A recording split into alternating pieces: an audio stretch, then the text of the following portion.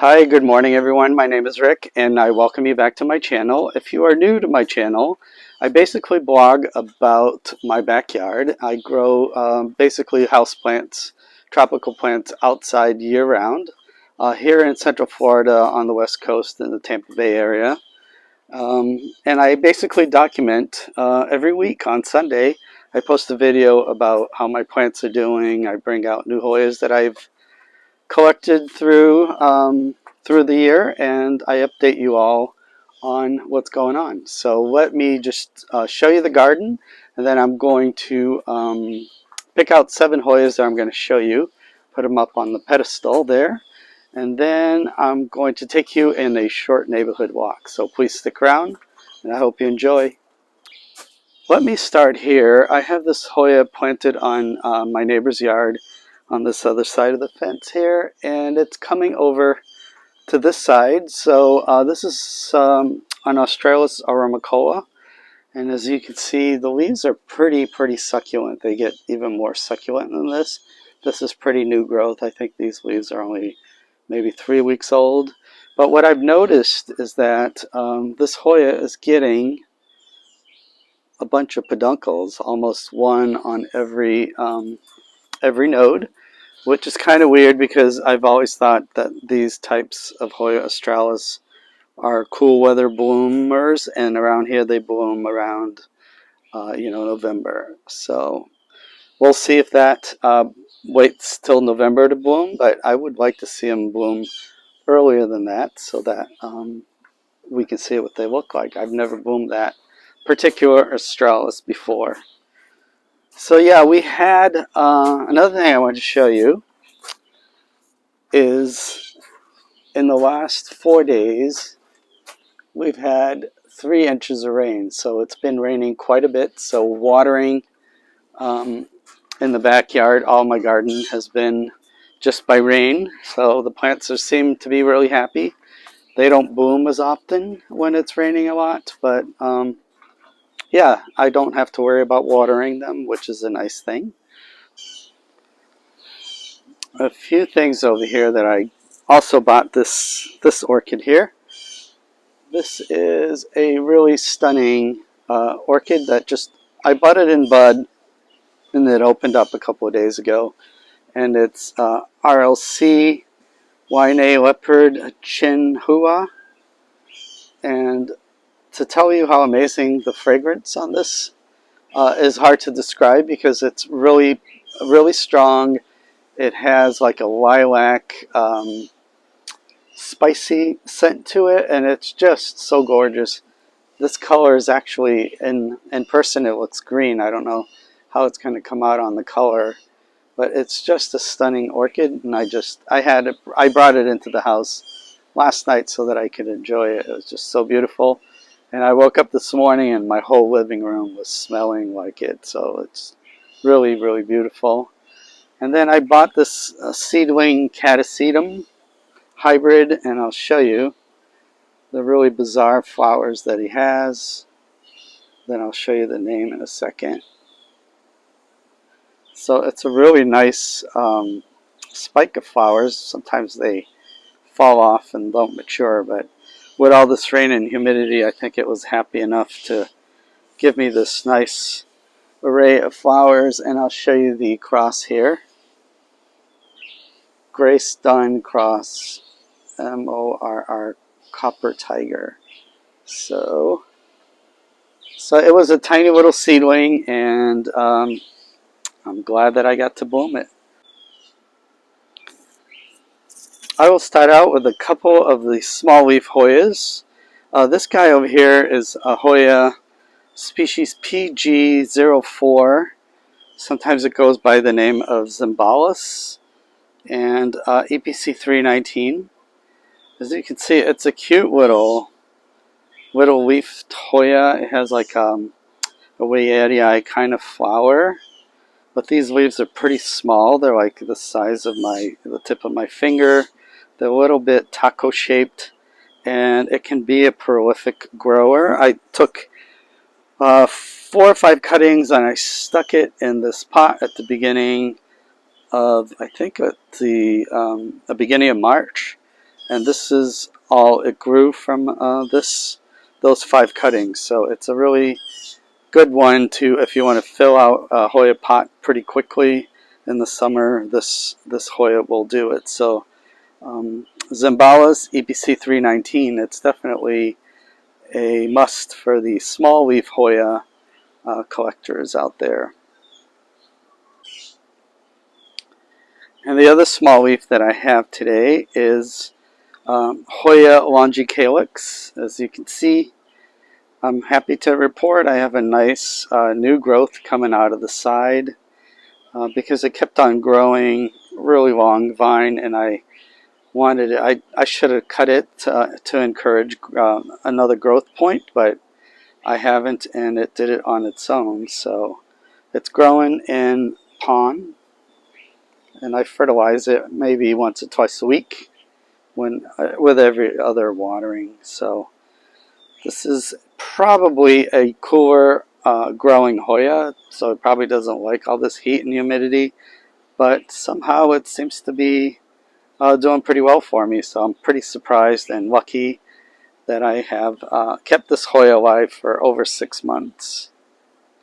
So Hoya owanji calyx.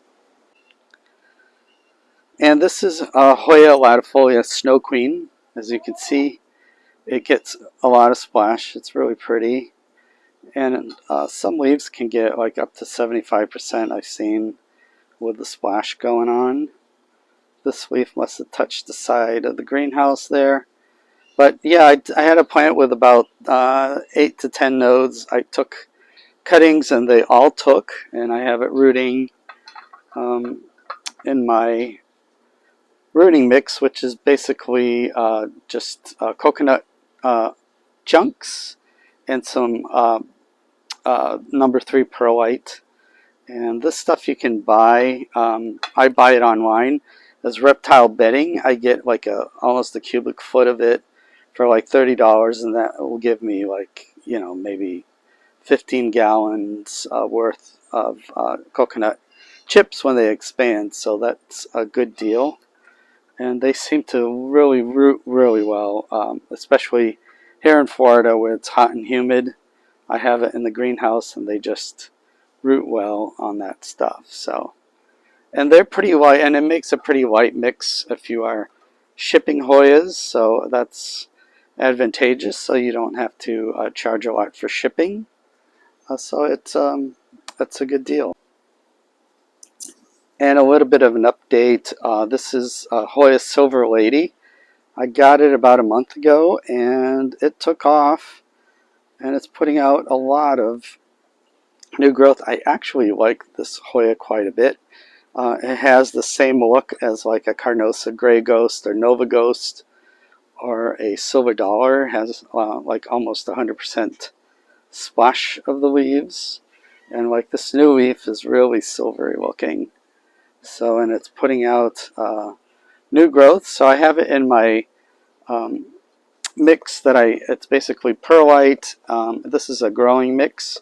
It's perlite and bromeliad mix, which is a really chunky, has a lot of pieces of wood and all that good stuff.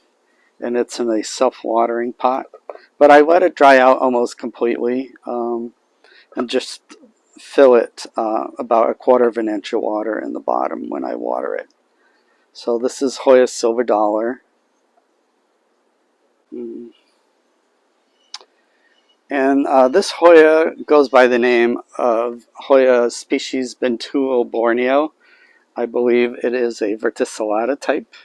It flowers typical of a verticillata. But this Hoya is a really, really good grower. It has a lot of nice veining and abs, as you can see. It's incredibly fast growing when it's happy. So I took like maybe a 2-node cutting, and I put it in here at the beginning of March, and in a few months you got a full plant. And I've taken cuttings from this Hoya already to sell. So yeah, it's a really fast growing, it's an interesting Hoya.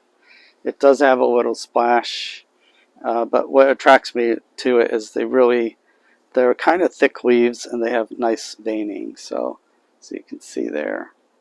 Yeah, if you don't know about Rick and Swiffer's Hoyas, it's a Facebook group where I sell a lot of Hoyas in small little cups, and I always add one or two bonus surprises, so you might want to join the group. And another one, I think I've shown this maybe a couple of videos ago, it's the Hoya Prune. And every time it puts out a new set of leaves, it just becomes more attractive to me. They're veiny, they are waffly, they have a good size. It's a good size leaf. It's relatively easy to grow, as you can see. And this I got as a one node cutting maybe 3 months ago, and it's put out all this new growth. So it's definitely a really nice Hoya if you don't have it. And if you like large leaf Hoyas, this one might be one on your wish list. And this is the Kadada Sumatra that I had in bud last week, and I told you guys that I was going to show the blooms. So, and it opened up a couple of days ago, and you can see the plant is a really nice size.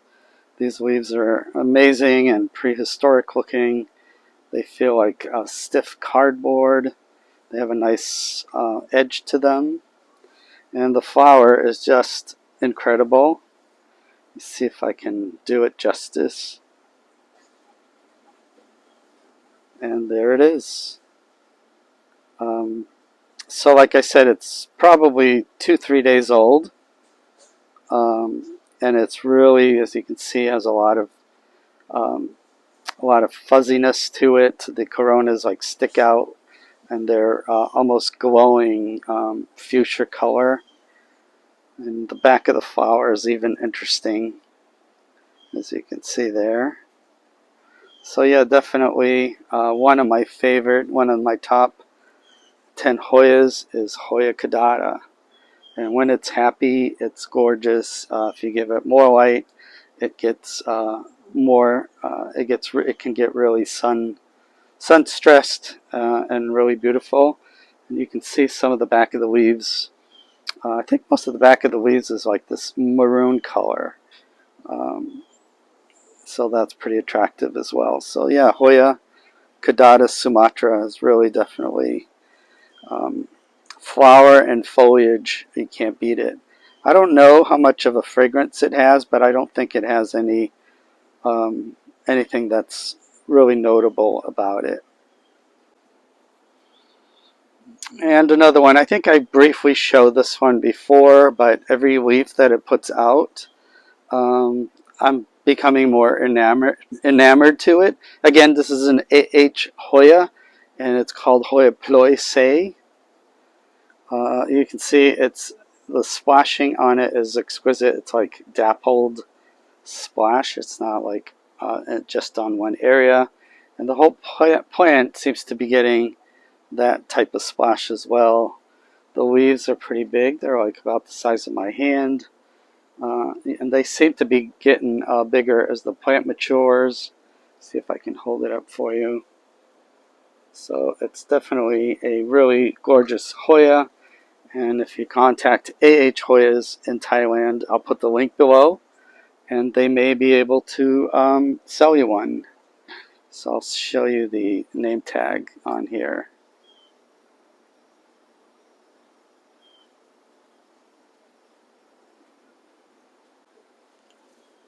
And I'd like to end the Hoya display part of the video with this stunner. This is a Hoya Sourisana named after Sarisa Samade in Thailand, the amazing hybridizer and Hoya grower that I've had the pleasure of meeting a few times. So yeah, this is a plant that is quite incredible. The flowers on it are just gorgeous, and I'll put when I edit the video, I'll add a flower picture.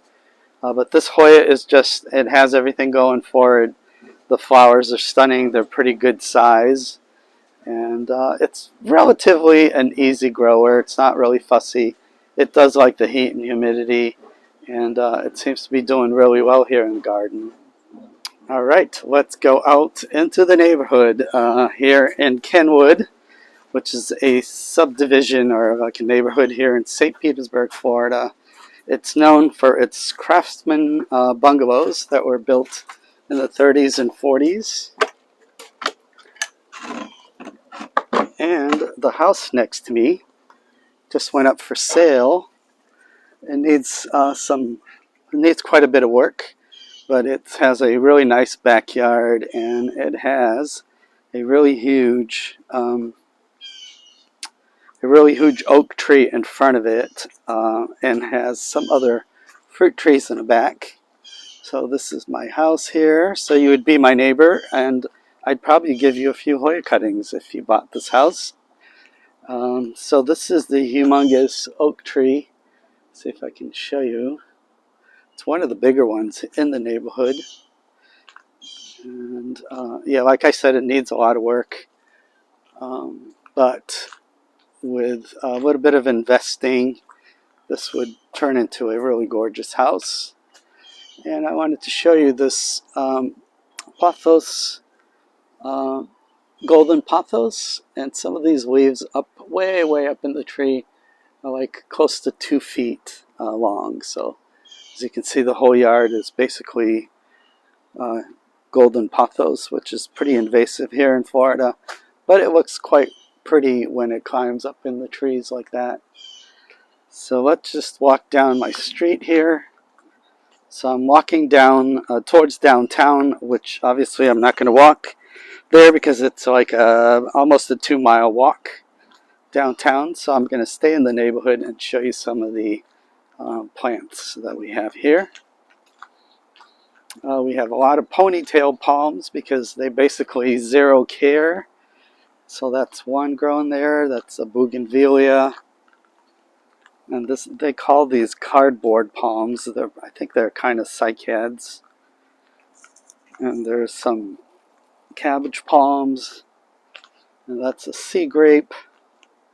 Yeah, people like to plant a lot of stuff on the medium, which is nice because then you don't have to, mow the grass, so take care of the grass, which is a big plus.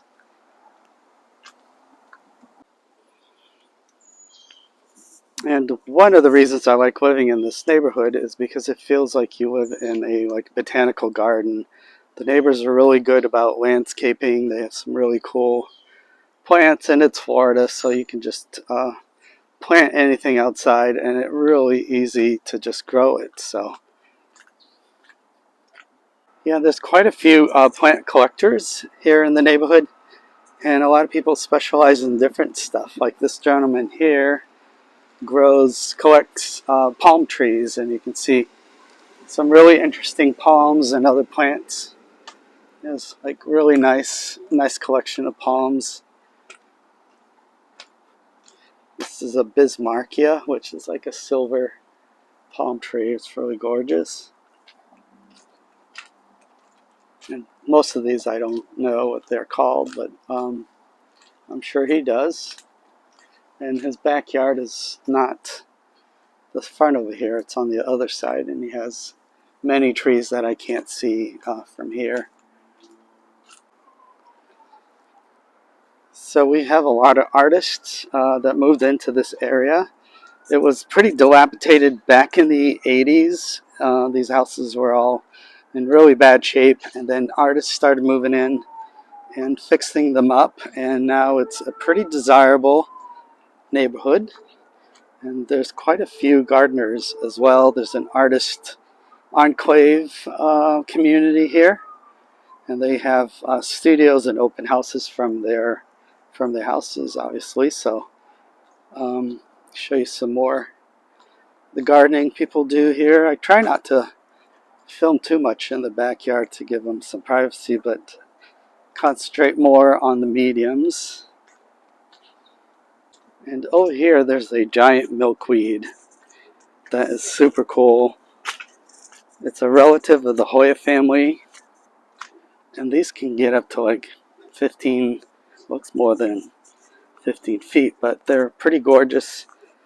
Pink lavender flowers. Let's see if I can So it's a really nicely landscaped garden and medium here. But these flowers are just super cool looking. I hope I'm focusing in. And the bees and the bugs, they seem to all love it. And see how big? They get pretty big. These flowers are about an inch across. And here's the whole tree. There's a few of them. But you can see they're definitely at least 15 feet. So a lot of pretty much xeriscaping. So a lot of these milkweeds and palms don't require a lot of water, which is good for the environment. So let me just go a little bit further here, because I think there's some kind of interesting dragon tree over there I want to show you guys. So we do have some new buildings that are coming up in the neighborhood that don't really fit the character, but I actually like the modern stuff, so I don't think they totally look out of place. So over here we have this tree here. I can't remember the name of it, but I think they call it a dragon tree.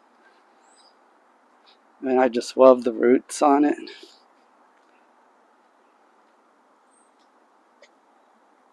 And it's quite big. I'll show you the trunks. They're pretty interesting.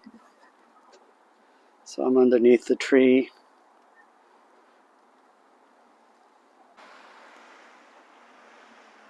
So these older dilapidated houses are being bought and demolished, and these new construction bigger houses are being put in. This is a lantana, and you can see the bugs are really going at it. So they have some newer houses here as well. Nicely landscaped.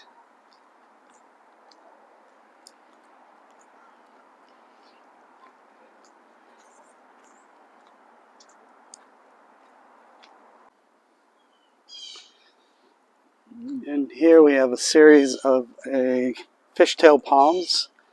They're really gorgeous. This is my favorite palm tree. They cluster, and they have a really nice foliage to them. I actually saw a variegated fishtail palm that I want to get, but they're up there in the 300s for a small start of it. So you're walking back home now. So people use this. This is a white bird of paradise. It's a very common landscape plant here in Florida.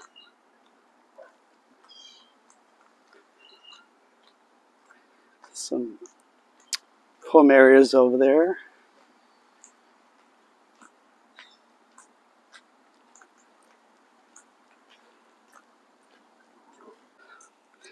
So as you can see, they removed the street signs in historic Kenwood. I heard they're bedazzling them, so I don't know what they're going to look like. That should be interesting when they put them back in. So let me go over to, I think I showed a few videos back, the Bromeliad collector does a really nice job landscaping the medium with his bromeliads. So I'm sure he has a lot nicer ones in the back, but the front is really, really nice. So we use a lot of crinum lilies, some cycads. As you can see, this cycad is a pretty big one. It's really beautiful. Those are called the rubellias, or pygmy date palms. You can see they're putting out blooms, and these bromeliads are in bloom. They're pretty gorgeous. So he has quite a few that bloom throughout a different part of the year. He has landscaped the whole medium with mostly bromeliads, and these are some vincas. But they're pretty colorful. The foliage is colorful. When the bloom comes, they're pretty colorful as well. They're really fancy, I think. So these are the bromeliads.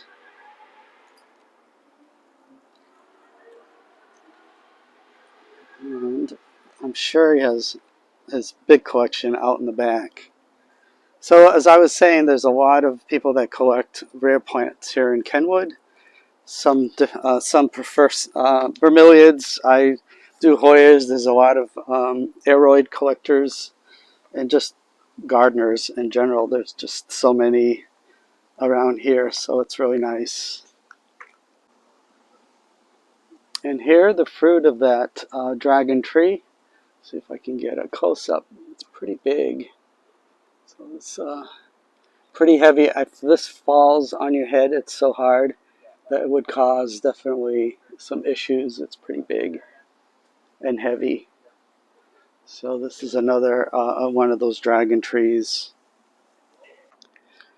When I walk around, I get all these ideas to do stuff with my medium. I'm working on it slowly, planting some bromeliads and some other plants in the medium. I just finished the project in the front of the garden because I spend most of my time in the back. So I've ignored the front for a long time, and I think it's time to do some curb appeal work. So over here we have some xeriscaping, and we have, these are called coquina shells. It's pretty abundant here in Florida. You can buy it at Home Depot.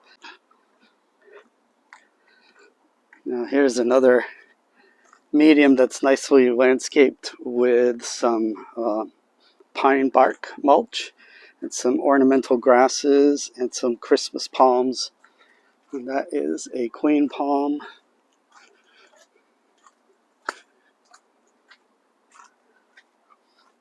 Yeah, so this neighborhood, like I was saying, in the 80s it took a downturn, but it's been really picking up. A lot of new investors are coming, fixing and building new houses. So it's really quite a nice place to live. It's close to downtown. The beaches are about 4 or 5 miles to the west, and downtown is less than 2 miles. So centrally located. You can get on a highway here in a couple of minutes and be in Tampa in 20 minutes. So it's quite a nice spot to be here in Pinellas County. And I think getting a little tired of walking because it's 70. It started out 75 degrees this morning, but I think it's up to 95, and it's pretty hot and humid. So I thank you so much for checking out my channel again. I appreciate it. Please like and subscribe. I upload plant-related material every Sunday, so I will see you next week. Take care. Bye-bye.